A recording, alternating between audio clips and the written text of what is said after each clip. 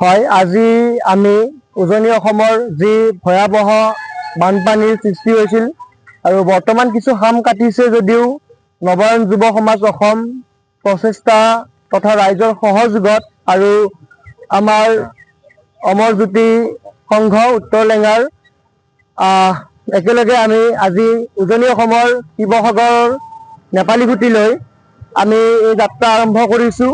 আমাৰ যিসকল বানাক্ৰান্ত ৰাইজ আছে লগতে আমাৰ যিসকল শিক্ষাৰ্থী আছে শিক্ষাৰ্থীসকলৰ বাবে আমি বহি কলম বেগ আৰু শিক্ষাৰ ক্ষেত্ৰত ব্যৱহৃত সামগ্ৰী আমি সংগ্ৰহ কৰি তেওঁলোকৰ মাজত আমি বিতৰণ কৰিবলৈ আমি আগবাঢ়ি ওলাই আহিছোঁ। আৰু আমাৰ যিহেতু এই ৰিলিফখিনি বৰ্তমান তেওঁলোকৰ মজুত আছে, যেনে ধৰক খাদ্য বস্তু পানী এইবিলাক সম্পূৰ্ণ মজুত আছে বুলি তেওঁলোকৰ আমি কিছুমান সামাজিক মাধ্যমত আমি ভিডিঅ' আমি পাইছোঁ। গতিকে আমি শিক্ষাৰ্থীখিনিৰ শৈক্ষিক ভৱিষ্যতৰ প্ৰতি লক্ষ্য ৰাখি আমি এই কাৰ্যসূচী আমি হাতত লৈছোঁ আৰু আমাৰ লগত সহযোগ কৰিছে আমাৰ অমৰ জ্যোতি সংঘ আৰু আমি একেলগে এই সংগঠনকেইটাই মিলি আমি কিছু পৰিয়ালক আমি আৰ্থিকভাৱেও যিখিনি আমি পাৰোঁ আমি সহায় কৰিবলৈ আমি আগবাঢ়ি ওলাই আহিছোঁ। আপোনালোকে জানে যে আপোনালোকৰ যোগেৰে আমি আহ্বান কৰিছিলোঁ ৰাইজলৈ আমি বান সাহাৰ্য বিতৰণৰ কাৰণে। আজি নবায়ন যুৱ সমাজ আৰু আমাৰ অমৰ জ্যোতি সংঘ উত্তৰ লেঙাৰ পৰাই আমি উজনি অসমৰ নেপালীগুটিলৈ বান সাহাৰ্য বিতৰণৰ বাবে ওলাইছোঁ। আচলতে আমাৰ বান সাহাৰ্যৰ অকণমান ধৰণটো বিকল্প আছিলে। আমি ছাত্ৰ ছাত্ৰীৰ বহি কিতাপ কলম বা যিখিনি হেৰাই যোৱা শিক্ষাৰ প্ৰতি লক্ষ্য ৰাখি আমি বান সাহাৰ্য দিবৰ কাৰণে আগবাঢ়িছিলোঁ। আমি ৰাইজৰ যথেষ্ট সঁহাৰি পাইছোঁ।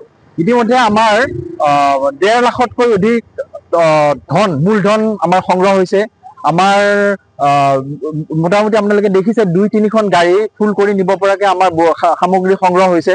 আমাক ৰাইজে আপোনালোকৰ জৰিয়তে আহ্বান জনোৱাৰ পিছত সুন্দৰভাৱে আমাক সঁহাৰি জনাইছে। আমাৰ বহুত ভাল লাগিছে।